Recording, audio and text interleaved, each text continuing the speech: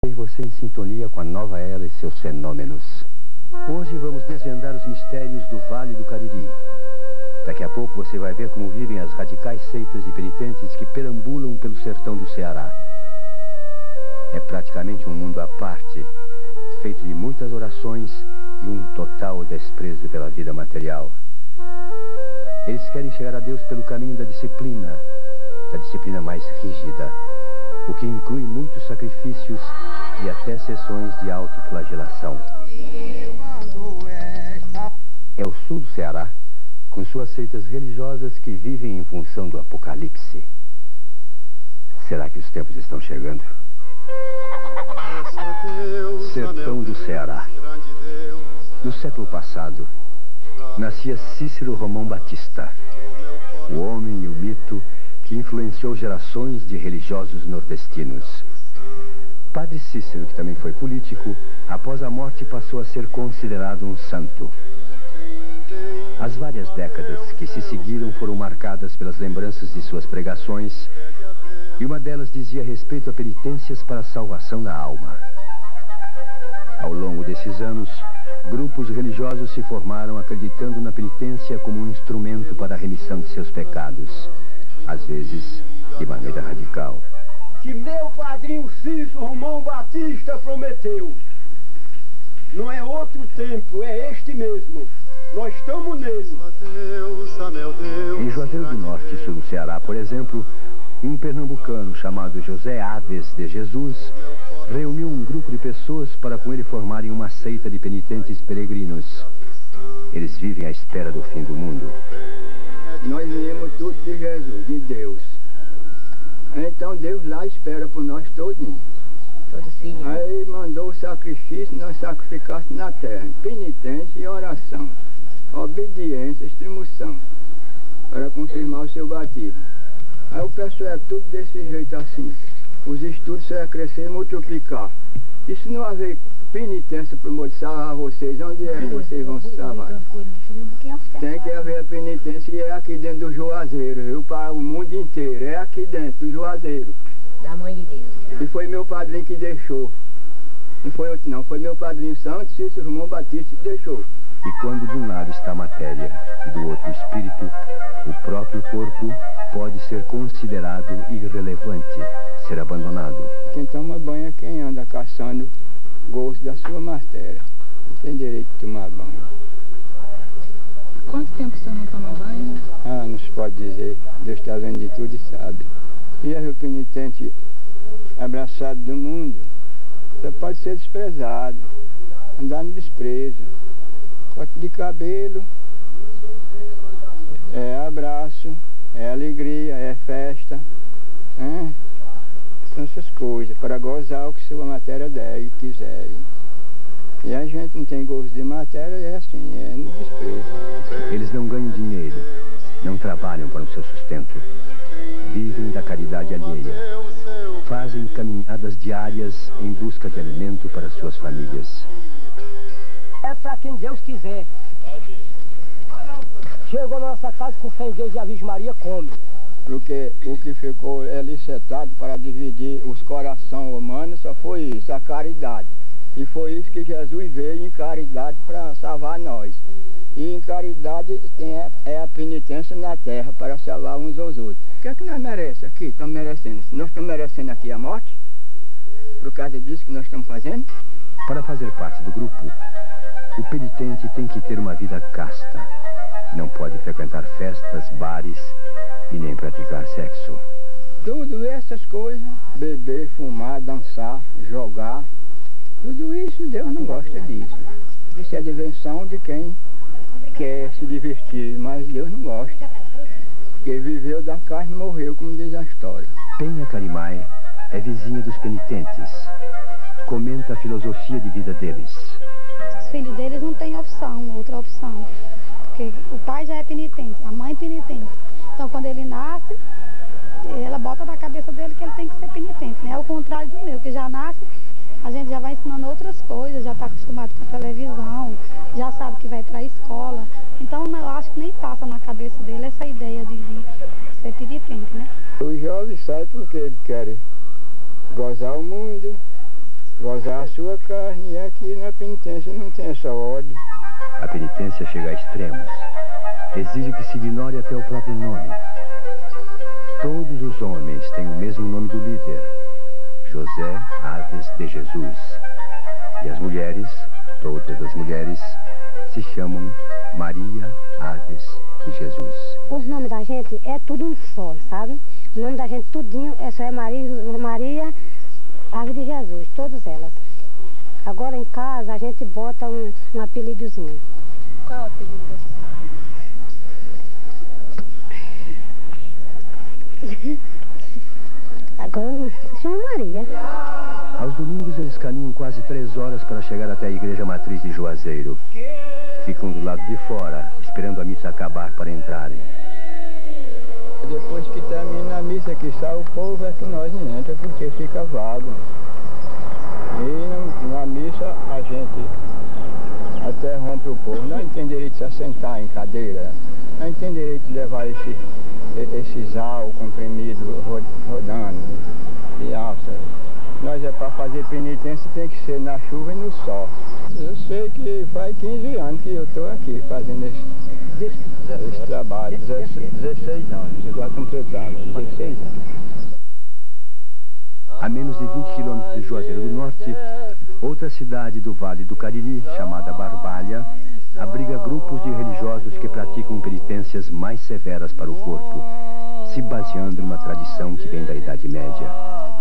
Eles são assim: escondem os rostos, visitam cruzeiros e cemitérios, fazem orações, cantam e se autoflagelam.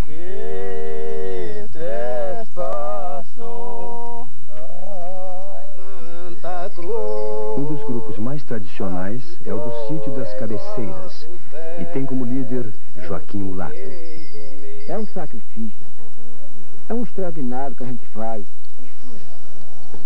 para que Deus aceite.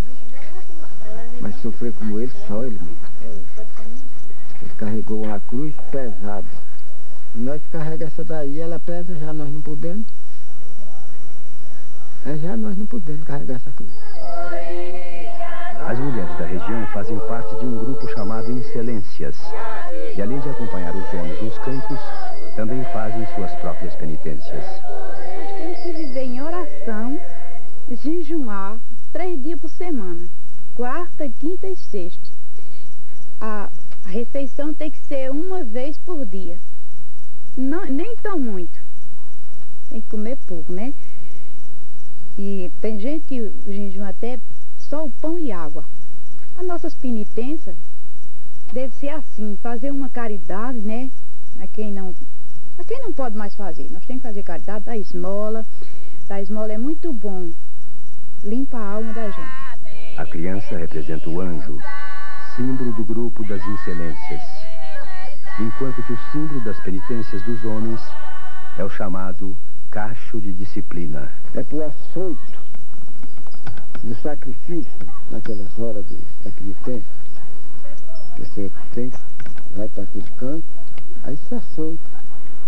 Pegou os cachos para as beatas de caridade, que não, hoje não, a beata só bota a mão se fizer estudar, né? E naquele tempo que ele veio, uma moça órfã de pai e mãe, eles botavam na casa de caridade e davam o manto. Ela ia ser beata e também conduzia eles. A malada passava tarde da noite e via o cacho pequenino lá para dentro do muro, ela se açoitando, se sacrificando, carregava um cilindro na cintura. A equipe do programa Mistério acompanhou os penitentes até o cemitério e presenciou um ato voluntário de flagelação.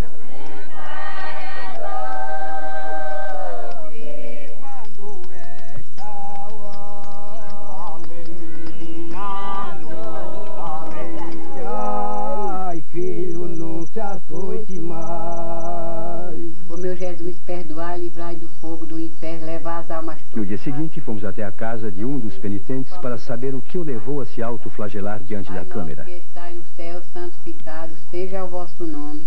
É só para mostrar que a gente faz, porque o povo diz que a gente se corta, mas aí o povo não acredita. Aí então é obrigado a gente fazer para o povo conhecer que a gente é verdade, né?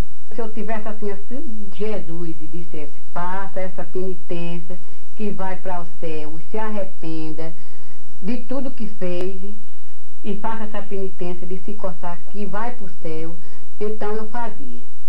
Eu faria, não faria nem só uma vez, fazia muitas vezes.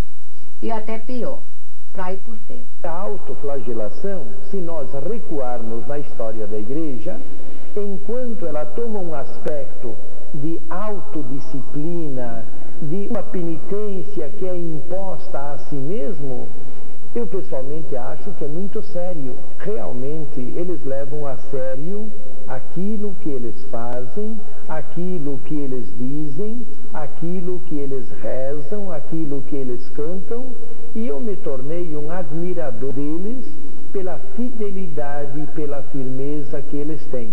Os penitentes acreditam que o homem peca por influência do anticristo. Mas quem é o anticristo, na concepção deles? O anticristo é o chefe do inferno. Ele é o chefe lá. Toda alma que entra lá, ele é quem resolve lá para entrar. Porque o pecador na terra, ele tem um demônio e tem um anjo da guarda. O anjo da guarda encaminha o pecador para o bem e o demônio encaminha para o mal. É atraído. Jesus ama Satanás, que é o anticristo. Jesus ama ele, que não perdoou ele ainda porque ele não se arrependeu. Mas no dia que ele se arrepender, ele será salvo. Né? Aí então não existe mais inferno. Com a intenção de salvar a alma, os penitentes do Vale do Cariri rejeitam o corpo em função do espírito. Para eles, a visão do inferno pode afastar o homem do pecado, enquanto que os rituais de penitência e os sacrifícios corporais o aproximam de Deus. Viva Deus no céu, e viva Deus na terra, e viva Deus nos quatro cantos do mundo, e viva Deus no coração de quem Ele ama.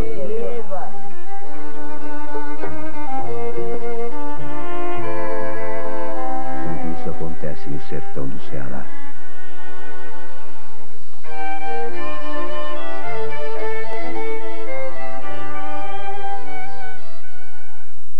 Eu volto já.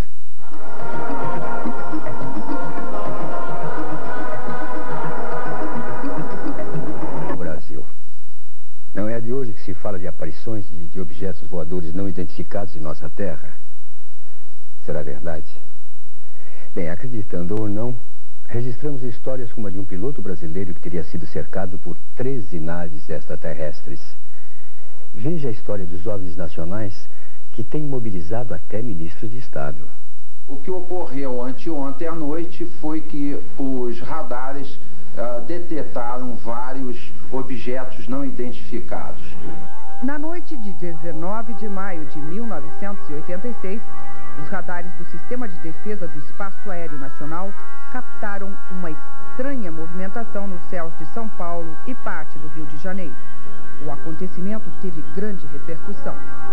O coronel Osiris Silva, ex-presidente da Embraer e atual presidente da Petrobras, falou em São José dos Campos sobre os objetos voadores não identificados que viu esta semana. Eu diria que se não fossem realmente as indicações do radar, que realmente é uma coisa concreta que foi visto e registrado, inclusive está registrado em fitas pelo radar, não teria nem coragem de mencionar.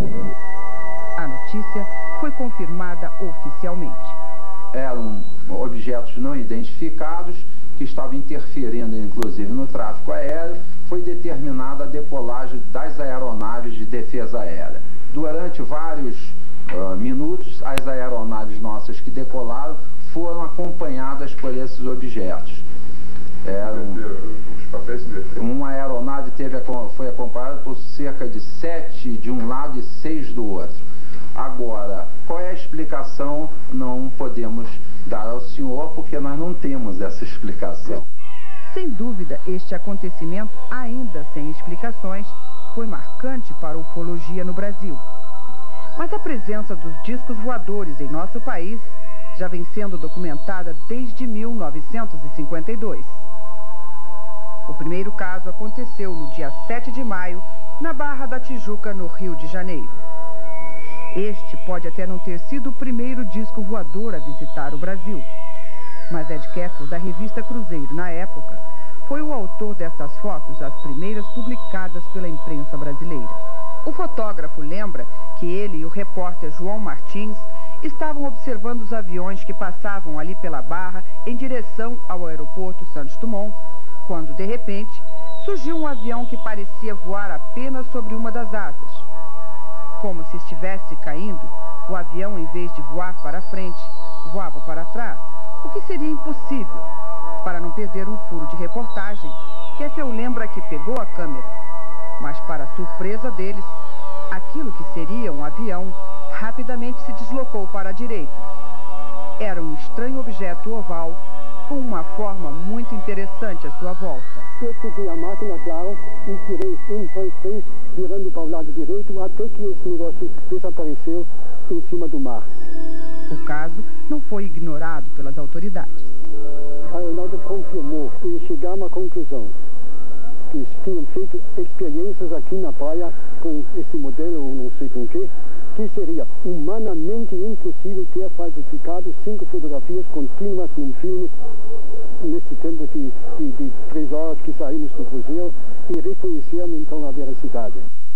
Na noite de 15 de outubro de 1957, com o caso do agricultor Antônio Vilas Boas, acontecido no interior de São Francisco Sales, em Minas Gerais, o Brasil entrou na era dos contatos imediatos.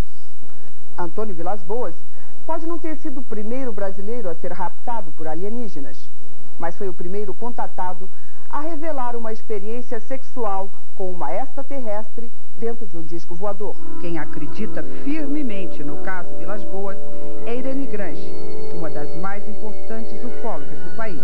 Antônio Vilas Boas teve um encontro, segundo diz, com uma extraterrestre que entrou no quarto totalmente nua e fez questão de ter relações sexuais com ele, pelo qual ele posteriormente chegou à conclusão que devia ter sido para fins genéticos, para melhorar a raça que estava visitando.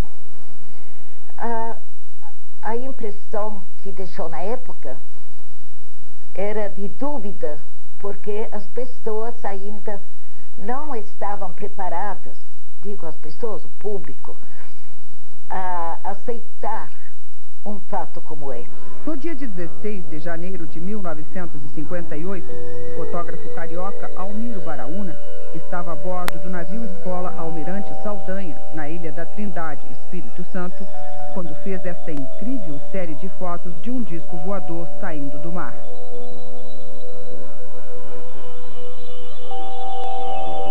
Estava com 6 chapas na máquina. Bati a primeira, a segunda, a terceira.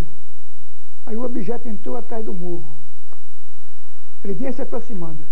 Entrou atrás do morro, demorou um pouquinho e saiu do morro e parou, ficou no ar. Parecia assim um balão apagado. Eu bati mais 3 chapas e o filme acabou. Ele se dirigiu ao horizonte e desapareceu. A marinha inteira sabe que aquilo foi uma coisa real, que tinha 48 testemunhas. Os casos de aparecimentos de objetos voadores no Brasil são cada vez mais frequentes. Mas são depoimentos como os dos pilotos que tentaram se aproximar dos OVNIs na noite de 19 de maio de 1986 que podem dar credibilidade a outros casos semelhantes. À medida que eu fui me deslocando em direção a São José dos Campos, ele foi informando que o contato estava se aproximando.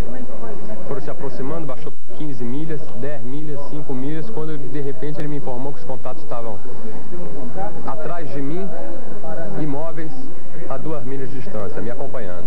A segunda aeronave, F-5, nós observamos no nosso radar que houve a formação de diversos ecos à sua cauda. Em torno de 6 ou 7 ecos à esquerda e à direita da aeronave. Isso pode-se dizer que esse F-5 foi perseguido? Poderia.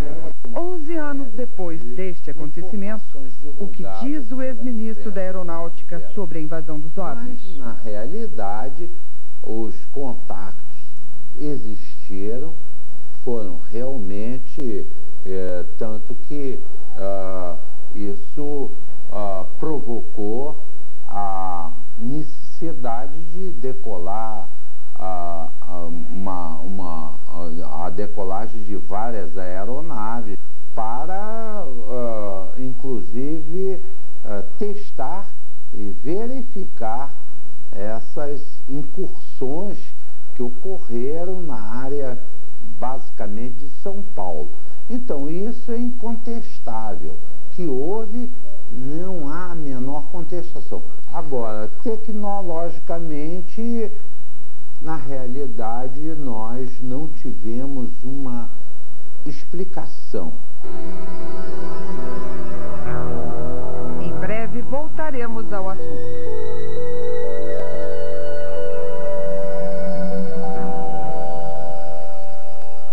Depois dos comerciais tem mais. Mistério volta já.